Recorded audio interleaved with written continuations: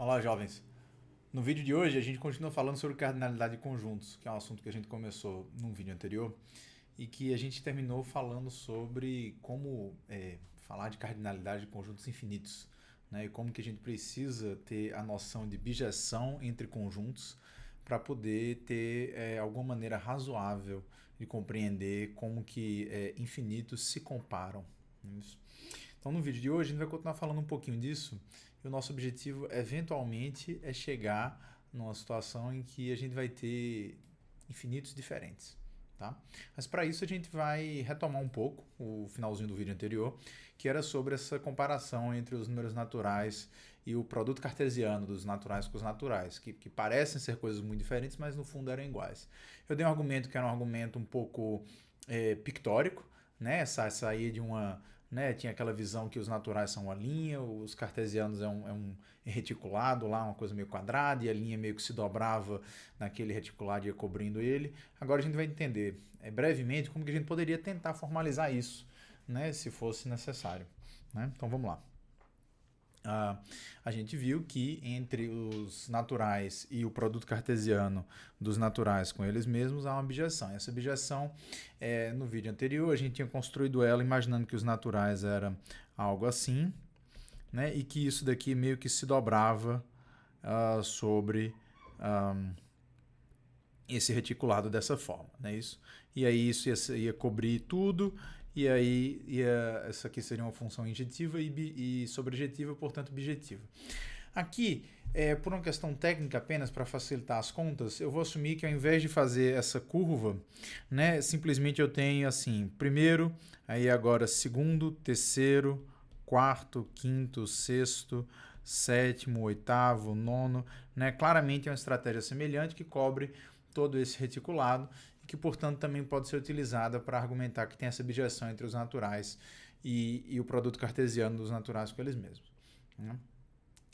Olha que se for feito dessa forma, né, a gente pode definir o que é que seria a função, ou pode tentar definir o que é que seria a função que manda cada ponto desse reticulado na sua ordem. Né? Então, esse ponto aqui é o oitavo. A gente está contando, né? Esse ponto aqui é o nono, esse ponto aqui é o quinto. Né? Qual que é a função que pega essa coordenada 2, 2 e te devolve 5? Pega a coordenada 2, 3 e te devolve 8. Pega a coordenada aqui embaixo 4, 1 e te devolve 10. Então, se π de AB é a função que retorna a contagem do par, né? Então, π de AB, quando AB for 3, 2, vai me dar 9, por exemplo, né? A gente consegue expressar o comportamento dessa função em termos de uma relação de recorrência. Tá? E a relação de recorrência é que está escrita aqui, e a gente pode examinar essa equação e entender bem o que é que ela quer dizer. O que é que ela quer dizer?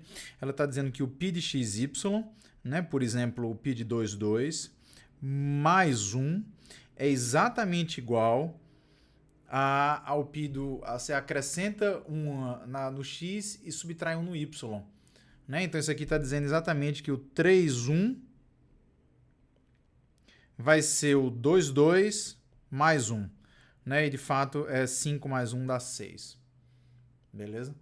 Então, se você acrescenta 1 no x, ou seja, se você está indo para baixo, e você subtrai 1 no y, ou seja, você vai para a esquerda, então para baixo e para a esquerda, que é o que isso aqui está fazendo, você vai pegar o anterior e vai somar 1, que é o que isso aqui faz, funciona bem, exceto, naturalmente, se você está num caso onde o y é igual a 1, que são esses aqui. Para esses aqui, onde o y é igual a 1, a contagem é exatamente a contagem, né? Ela salta, né? Ela vem daqui para cá. Então, o 6 vai para o 7, o que acontece aí é que se você está no x1, se você soma 1, você vai parar quando a coordenada x é 1 e a coordenada y é 1 a mais, né? É 1 a mais da do x, né? Então, isso aqui era 3, 1, aqui vai ser 1, 4, né? Então, o x fica 1 e o 4 é exatamente o x daqui de baixo mais 1, né? Essa ciclicidade. Então, essa é uma relação de recorrência que explica perfeitamente, né? E óbvio que você pode dar o caso inicial, né? Quer dizer que o π de 1, 1 é igual a 1. né? A partir dessas três informações, você consegue fazer a recorrência e calcular qualquer valor, né, nessa contagem do par ordenado. Mas como que a gente conseguiria, por exemplo, transformar isso aqui numa fórmula? Bem, se fosse necessário, ainda que isso não seja sempre uma coisa importante, mas se fosse necessário, uma possível estratégia, e que funciona nesse caso, é você chutar que você conseguiria construir uma função polinomial. Nem todas as funções são polinomiais, mas aqui você chuta que é uma função polinomial, em que o π de xy vai ser dado por um polinômio nas variáveis x e y, que permite até o grau 2. Isso aqui é um chute. Talvez você precisasse de grau maior, talvez um polinômio não funcionaria. Mas se você chutar, você pode ver agora se isso daqui funciona. Então você só precisa verificar, caso a função tenha esse formato, se você consegue encontrar valores das constantes A, B, C, D, E e F, que te permitem garantir essa recorrência e mais o caso inicial, que é o π de 1 igual a 1. Né? Então, naturalmente, você vai colocar 1 aqui igual a 1. Você vai ter já que essas constantes somam para 1, porque, né, quando x, y é 1, isso aqui vai dar a soma das constantes. E se você examinar aquelas duas outras equações da recorrência, você vai ter umas equações aqui que precisam ser verdade para quaisquer valores de x e y, né? E, portanto, você pode igualar esses polinômios e ver se tem uma solução para A, B, C, D, E e F. Beleza? Bem, a resposta é que tem solução. Eu não vou fazer as contas todas aqui, porque a solução as contas não são exatamente informativas, mas você pode, né, concluir aqui essas contas, igualar os coeficientes dos dois lados, ver que funciona. E isso daqui é uma maneira de você exibir explicitamente uma objeção que vai dos naturais cartesianos naturais para os naturais. Exceto que essa fórmula não é uma fórmula fácil de provar que é uma objeção. É mais fácil provar que isso aqui é uma objeção, de fato, dando um argumento pictórico lá que você está cobrindo todo mundo. Tá? Então, isso aqui não é exatamente a melhor maneira de provar uma objeção, mas é uma maneira de encontrar essa objeção. Beleza? Se você quiser ver exatamente como que é a solução, pesquise pairing function. E lá na Wikipedia você vai encontrar uma explicação mais detalhada dessa solução aqui. Vamos seguir em frente.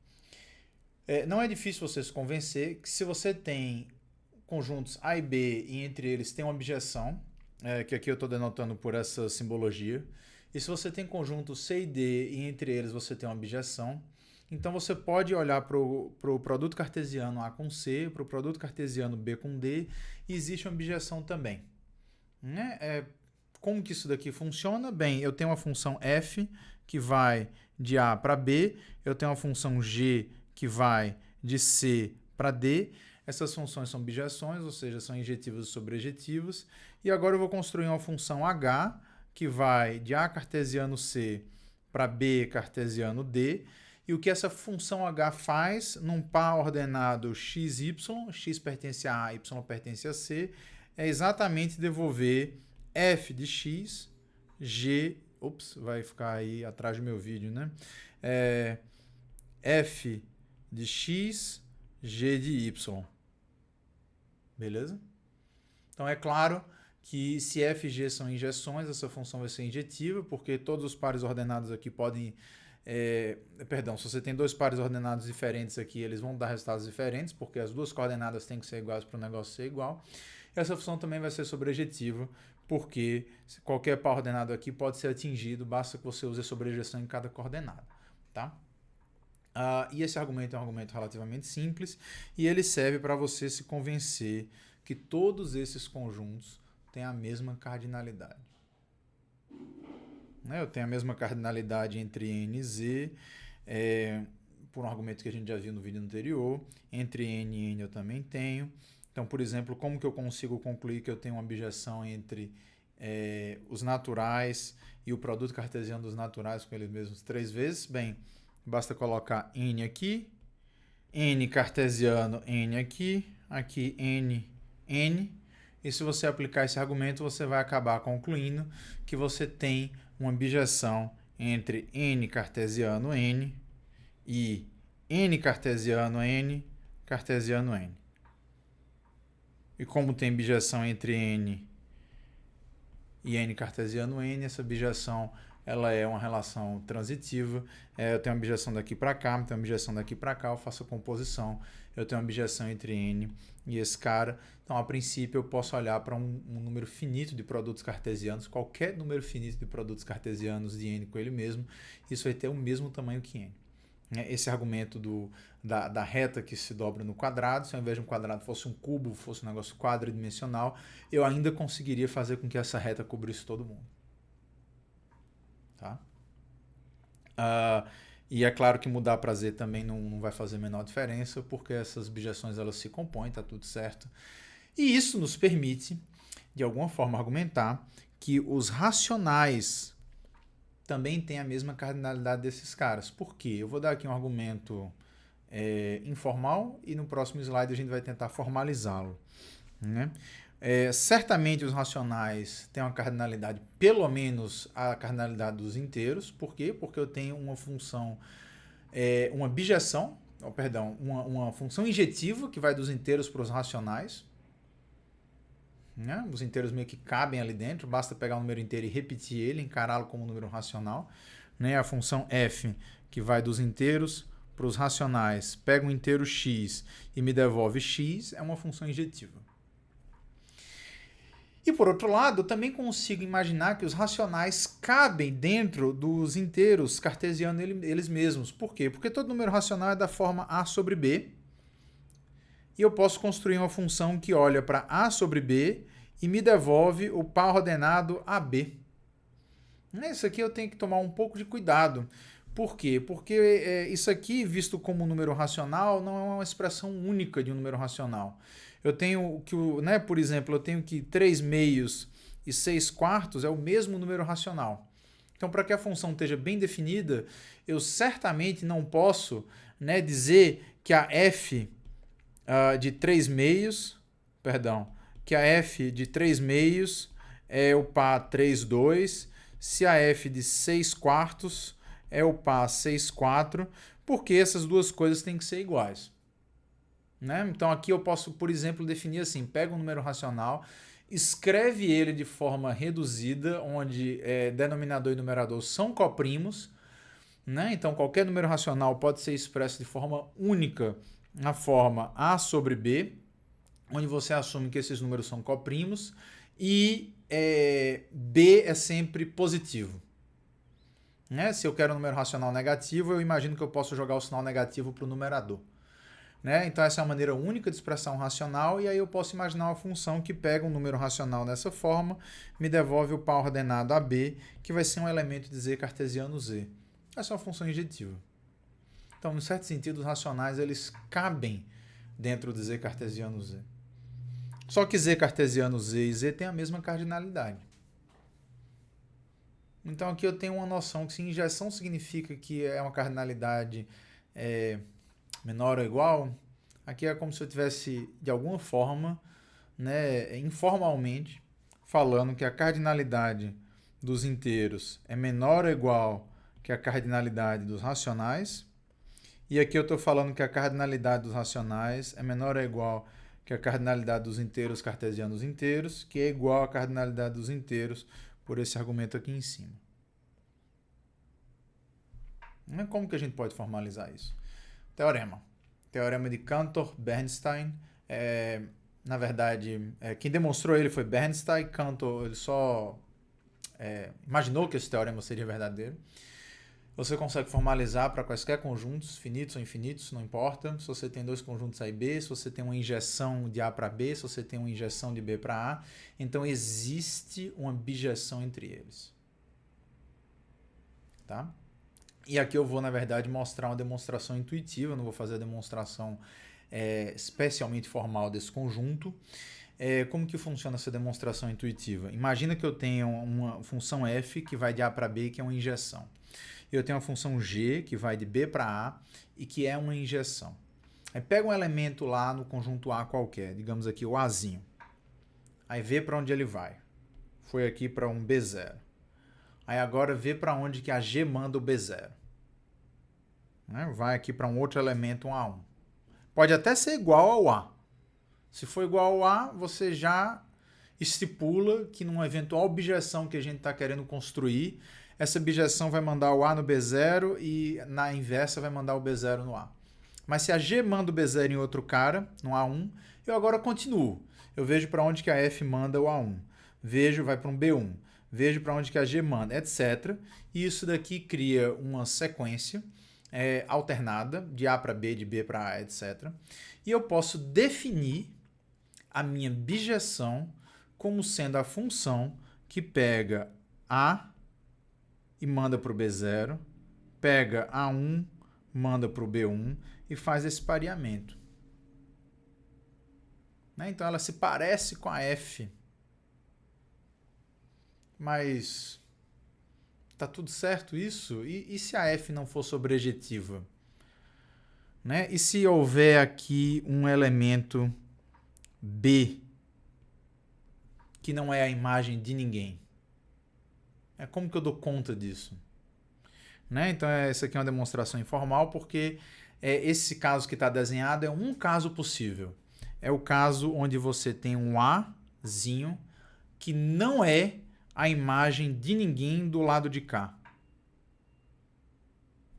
Ele não é, ele é o início dessa sequência. Ele é o início dessa sequência, eu defino essa função, essa bijeção que faz esse pareamento aqui como sendo uma parte da bijeção de A para B.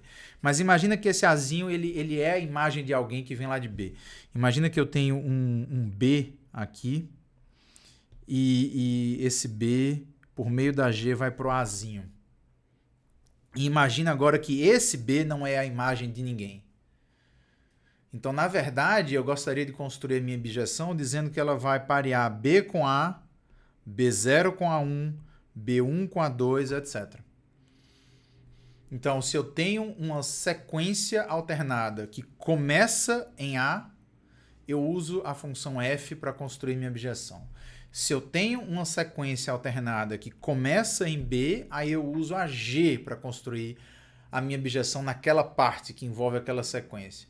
E se a minha sequência ela vai para os dois lados, ou seja, se eu tenho um conjunto infinito aqui do lado de cá e um conjunto infinito do lado de cá, ou seja, se esse B é a imagem de outro cara, que é a imagem de outro cara, que é a imagem de outro cara, e aqui também continua, etc, etc, aí eu posso escolher uma das duas, tanto faz. Então, essa é a demonstração informal do teorema de Cantor-Bernstein. Você pode formalizá-la. Se você está curioso, pesquise na Wikipedia. Lá eles apresentam a demonstração de um jeito um pouquinho mais formal. Se você quiser formal mesmo, tem que olhar lá no livro Teoria dos Conjuntos para ver como isso aqui segue daqueles axiomas que eu já mencionei nas aulas anteriores. Mas a intuição é essa. Beleza?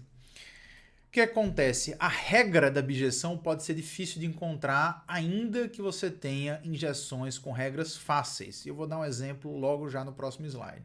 Então pode acontecer que o conjunto, que a função f seja fácil de expressar, seja fácil de mostrar que é injetiva, a função g seja fácil de mostrar que é injetiva, mas você não consegue construir uma regra boa para essa função h. Exatamente porque em certas partes a h se comporta como a f, em outras partes ela se comporta como a g, e você não consegue utilizar uma regra comum a ambas. Tá? Então esse é o exemplo clássico de uma maneira de utilizar o teorema de Cantor-Bernstein para mostrar que dois conjuntos têm uma bijeção entre eles, ainda que a regra da bijeção é difícil de achar. É novamente entre os naturais e os naturais cartesianos naturais. Existe uma função injetiva natural, com perdão do trocadilho, que vai dos naturais para os naturais cartesianos naturais, que pega um número natural n e devolve o par ordenado n,1. Isso aqui é uma função injetiva. Se o f de n1 igual ao f de n2, implica que o par ordenado n1, é igual ao par ordenado n2, 1. A segunda coordenada já é igual, então essa igualdade para os ordenados implica n1 igual a n2. Essa é uma função injetiva, sem sombra de dúvidas. Claramente não é uma função sobrejetiva. Por quê? Porque o par ordenado 2, 5 não é a imagem de ninguém. Porque para ser imagem de alguém, a segunda coordenada tem que ser 1. Então isso daqui é uma função injetiva, mas não é uma sobrejeção. Aí agora olha para essa função g, que pega um par ordenado AB e te devolve 2 elevado a A, 3 elevado a B. essa função também é uma função injetiva. Por quê? Porque se você pega 2 elevado a A1 vezes 3 elevado a B1 e fala que isso aqui é igual a 2 elevado a A2 vezes 3 elevado a B2, a fatoração única dos números naturais garante que esses expoentes têm que ser iguais. O A1 é igual a A2, o B1 é igual a B2. Eu não posso ter um número natural que é divisível por uma potência de 2 e ao mesmo tempo não é divisível por ela, é divisível por outra maior. Né? Por outra menor, no caso. Então, assim, a unicidade da fatoração dos naturais garante que esses expoentes, o A1 é igual a 2 e o B1 é igual a B2. Então, também tem uma função injetiva. Mas, claramente não é sobrejetiva, porque, por exemplo, 5 não é a imagem de ninguém, já que 5 não pode ser escrito com uma potência de 2 vezes uma potência de 3. Aliás, a grande maioria dos naturais não pode ser escrito como potência de 2 vezes potência de 3. A maioria no sentido naturalmente informal. Afinal de contas, o que isso daqui está mostrando para você é que o conjunto dos naturais podem ser escritos como potência de 2 vezes potência de 3 é tão grande quanto os naturais cartesianos naturais. Tá? Essas duas funções são injeções, elas não são bijeções, mas aí o teorema de Cantor-Bernstein garante que existe uma bijeção, ainda que nenhuma delas seja uma bijeção.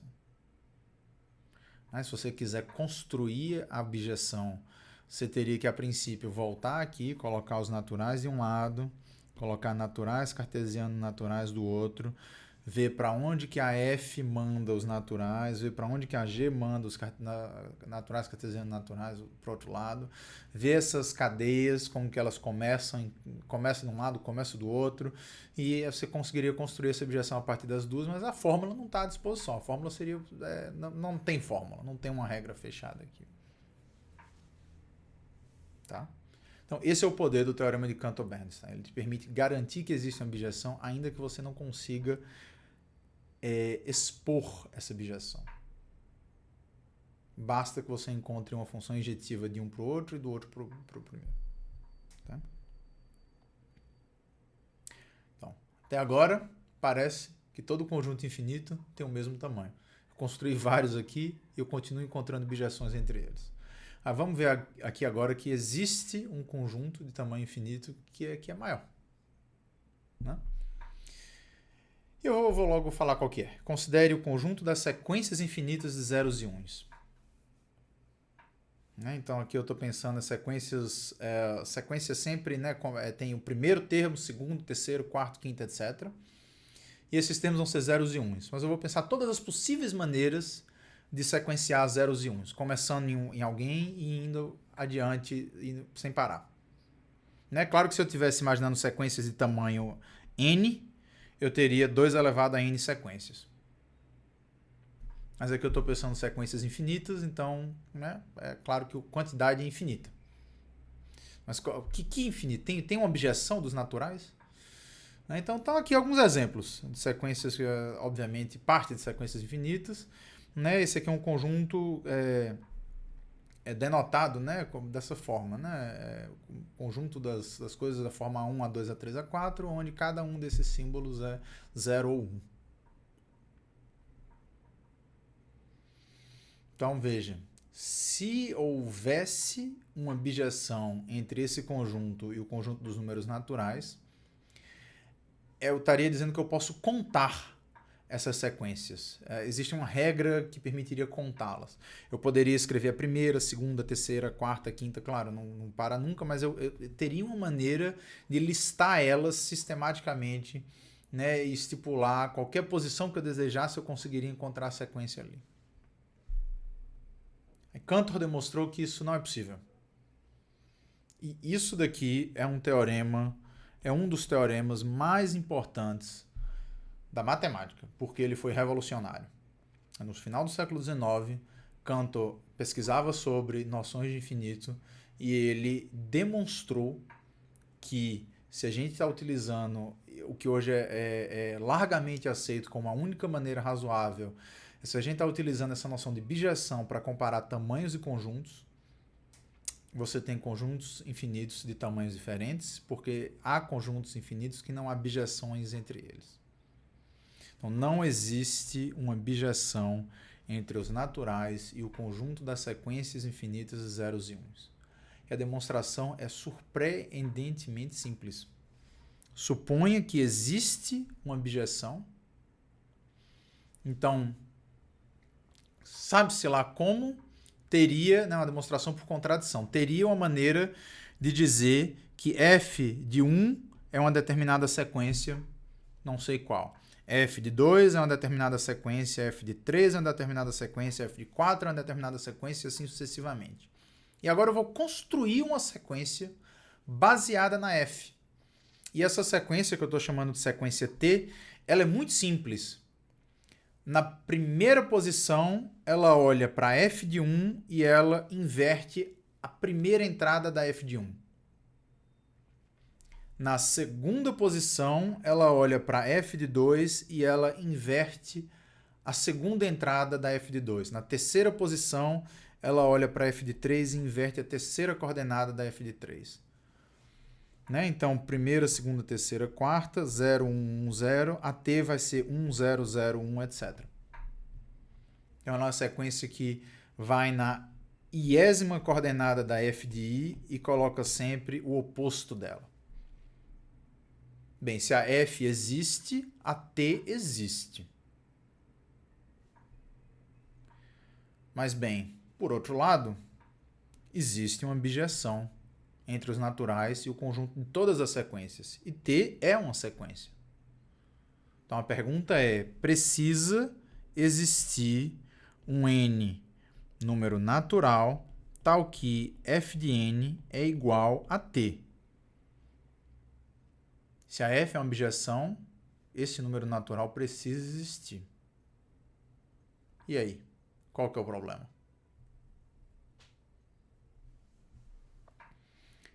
Se existisse um número natural, aqui chamado de j, tal que f de j é t, teríamos uma contradição. Por quê? Porque por construção da t, a jésima entrada da t é sempre diferente da jésima entrada da f de j. T não poderia ser f de 1. Porque a primeira entrada da t é, por construção, diferente da primeira entrada da f de 1. T não poderia ser f de 2, porque a segunda entrada da t é, por construção, diferente da segunda entrada da f de 2. Então, esse argumento é conhecido como diagonal de Cantor. A sequência obtida invertendo a diagonal dessa listagem de todas as sequências zeros e uns é uma sequência que não pode estar na listagem. E, portanto, não existe uma bijeção que vai dos naturais para o conjunto das sequências zeros e uns. Esse argumento é um argumento revolucionário. Tá? Vamos agora explorar um pouquinho mais brevemente esse conjunto de sequências de zeros e uns. Cada sequência de zeros e uns corresponde a um subconjunto dos naturais. Por exemplo, a sequência 1, 0, 1, 0, 0, 1, 0, 0, 0, 0, 0, 0, 0, etc., corresponde ao conjunto dos números naturais 1, 3, 6. 1, 3, 6. As posições que tem 1. A sequência 0, 1, 0, 1, 0, 1, 0, 1, etc., corresponde aos números pares, porque ela contém o 2, 4, 6, 8, 10, 12, etc. Então, qualquer conjunto, finito ou infinito dos números naturais, corresponde unicamente a uma sequência. A sequência onde os uns indicam os números que estão no conjunto e os zeros indicam os que não estão no conjunto. Então, existe uma bijeção entre o conjunto de sequências de zeros e uns, infinitas, claro, e o conjunto das partes dos naturais. Cada sequência é um subconjunto dos naturais, cada subconjunto dos naturais é uma sequência. E, portanto, o que o Teorema de Cantor nos fala, se tem uma bijeção entre esses dois, não tem bijeção entre os naturais e o conjunto das partes dos naturais. Porque se tivesse, eu poderia encontrar uma contradição. Eu ia ter uma bijeção entre os naturais e o seu conjunto das partes, entre o conjunto das partes e o conjunto S, e aí, compondo essa bijeção, eu teria uma bijeção entre N e S que eu já sei que não existe. Então, a conclusão é que não existe uma bijeção entre os naturais e o conjunto das partes dos naturais. E de fato é possível generalizar o argumento de Cantor para demonstrar que para qualquer conjunto S não existe uma bijeção entre S e o seu conjunto das partes. S finito, isso é óbvio, porque se S tem tamanho n, o seu conjunto das partes tem tamanho 2 elevado a n, e para conjuntos finitos, bijeção é equivalente a ter a mesma quantidade de elementos. E para conjuntos infinitos também. Então, se eu tenho uma função f que vai do conjunto S para o seu conjunto das partes, eu vou definir um subconjunto de S. Essa aqui é quase que o argumento de Cantor. Eu vou definir um subconjunto de S como sendo o subconjunto daqueles elementos que não pertencem à imagem deles por meio da função f. Se eu tenho um elementozinho x em S, a f de x é um elemento do conjunto das partes e, portanto, f de x é um subconjunto de S. Portanto, faz sentido eu perguntar se x pertence ou não a f de x. E caso pertença, eu ignoro. Caso não pertença, eu vou colocar x dentro desse conjunto T. É o conjunto daqueles elementos que não pertencem à imagem deles por meio da f, que está definida como sendo uma função qualquer aqui por enquanto. Tá? E aí o ponto é, essa função daqui, ela é uma função sobrejetiva, sim ou não? Bem, se ela é sobrejetiva, se ela é bijetiva, ela tem que ser sobrejetiva. Se ela é sobrejetiva, então precisa haver um elemento y tal que f de y é igual a esse t. Porque t é um subconjunto. Se ele é um subconjunto, ele é um elemento do conjunto das partes. Se ele é um elemento do conjunto das partes e a função é sobrejetiva, tem que ter alguém que vai para ele. Bem, aí se existe um y tal que f de y é igual a t, a gente vai encontrar uma contradição. Por quê?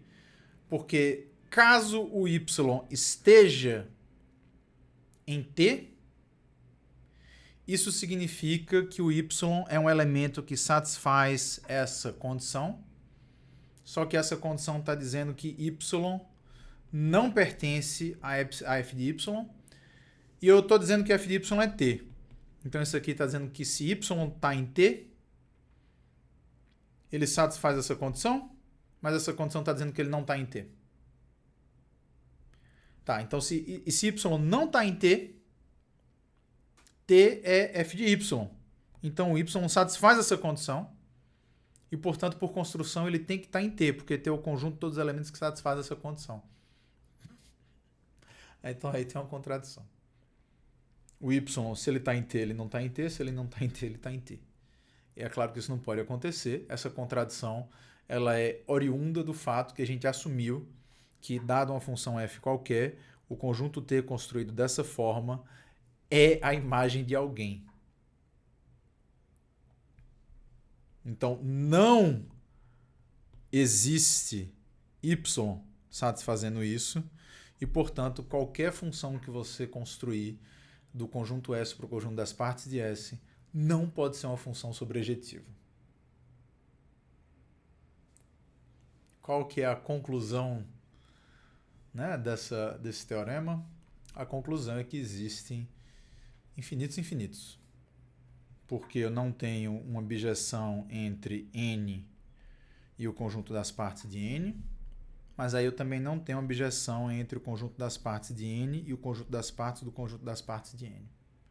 E eu posso, obviamente, ficar repetindo, ou seja, n, os infinitos comparáveis com n são estritamente menores nessa lógica que os infinitos comparáveis com o conjunto das partes de n, que são menores que os infinitos comparáveis com o conjunto das partes do conjunto das partes de n. Você pode, obviamente, iterar esse negócio e construir infinitos.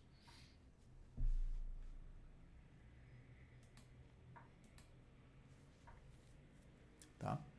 É isso. Essa é a grandíssima conclusão desses dois vídeos sobre cardinalidade de conjuntos e que, né, obviamente, ela expõe um pouco o nível de abstração A gente foi muito rápido, né, de uma matemática básica para uma matemática bem mais abstrata, mas eu espero que ela sirva para motivar um pouco aí a curiosidade, né, de vocês que estão assistindo. 2 exercícios. Quem é maior? Aqui eu estou introduzindo notação, mas você pode olhar primeiro para a descrição. Aqui é o conjunto das F, que são funções de zero, do conjunto que contém 0, 1 para os naturais. Todas as funções. E aqui é o conjunto das Fs, que são funções dos naturais para 0, 1. Não é só para isso aqui pode estar um pouco abstrato demais. Imagina que eu tenho um conjunto A, que é o conjunto 1, 2. Eu tenho um conjunto B, que é o conjunto 1, 2, 3. Né? Quem que é o conjunto de todas as funções que vão de A para B? Bem, uma função é uma associação para cada elemento, aquele subconjunto do produto cartesiano é uma associação para cada elemento de A e um elemento de B. Quantas eu tenho? Bem, o elemento 1 de A, ele pode ir para 1, para 2 ou para 3, eu tenho 3 possibilidades. O elemento 2 de A pode ir para 1, para 2 ou para 3, eu tenho 3 possibilidades. São 9 funções no total. Ou se eu tenho 2 conjuntos finitos, 9 funções no total aqui, nesse exemplo. Tá? Então aqui eu estou imaginando todas as funções que vão do conjunto 0, 1 para N, todas as funções que vão do conjunto N para 0, 1. Né? Esses objetos, esses conjuntos, coleções de todas as funções, eles são denotados dessa forma. O conjunto das funções que vai de 0, 1 para N, ele é denotado dessa forma. É uma escolha de maneira de denotar o conjunto. Isso aqui obviamente é uma escolha arbitrária, mas ela é comum na matemática. Sempre aparece assim.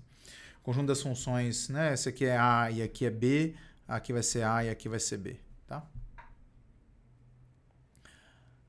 E obviamente essa é uma escolha sugestiva. Né? Lembra aqui que eu tinha o conjunto A era o conjunto 1, 2, o conjunto B era o conjunto 1, 2, 3. Eu estava perguntando F, tal que F é uma função de A para B. Eu estou dizendo que isso aqui é denotado como B elevado a A. Eu tenho 9 funções. Se eu coloco cardinalidade aqui, isso aqui funciona. Então essa é uma notação sugestiva desse fenômeno. Tá? Quem que é maior? Qual desses? Ambos os conjuntos são infinitos. Qual deles tem uma cardinalidade maior do que a do outro? E o segundo exercício, mostre ou procure argumentar bem. Isso vai utilizar um pouco de criatividade e um dos teoremas que a gente viu nesse vídeo é que existe uma objeção entre o conjunto dos números reais e o conjunto das partes dos naturais. Procure argumentar bem esse fato. Né? Você não precisa exibir objeção. Tá? E aí, naturalmente, a pergunta óbvia é se esse cara é um tipo de infinito, esse cara é outro, etc. Esses são todos os infinitos possíveis? Sim ou não? Tá? E a verdade é que a resposta dessa pergunta você escolhe. Dentro dos axiomas considerados naturais e que foram introduzidos no começo do século XX, você consegue demonstrar muitos teoremas, mas ali acho que nos anos 60 foi demonstrado que esta pergunta que eu fiz, ela não tem resposta no sentido em que você pode escolher se existem ou não outros infinitos, e essa escolha permanece consistente com os axiomas. Então você tem um conjunto lá de 14 axiomas, são suficientes para definir quase que toda a matemática que vocês conhecem, cálculo, álgebra linear, geometria, tudo está definido a partir desses axiomas, mas essa pergunta se existe ou não um infinito de tipo diferente, em particular entre os naturais e o conjunto das... Perdão. Entre os naturais, eu estou utilizando esse símbolo, e o conjunto das partes dos naturais, ou os reais, conforme esse exercício, se tem ou não alguma coisa aqui no meio, é algo que você pode escolher. Tá? É claro que eu não vou dar mais detalhes, porque isso aqui é matemática profunda, né? Mas eu vou deixar aqui a referência, se você achou isso aqui curioso, pesquise hipótese do continuum ou continuum hypothesis. Vocês vão ler a história aí de como Paul Cohen demonstrou que você tanto pode ter um sistema axiomático onde, após os naturais, você tem o conjunto das partes naturais e não tem nenhum tipo de infinito ali dentro, ou você tem tipos infinitos ali dentro, tá bom? Com isso a gente termina aqui o vídeo. Valeu, gente. Tchau. Até já.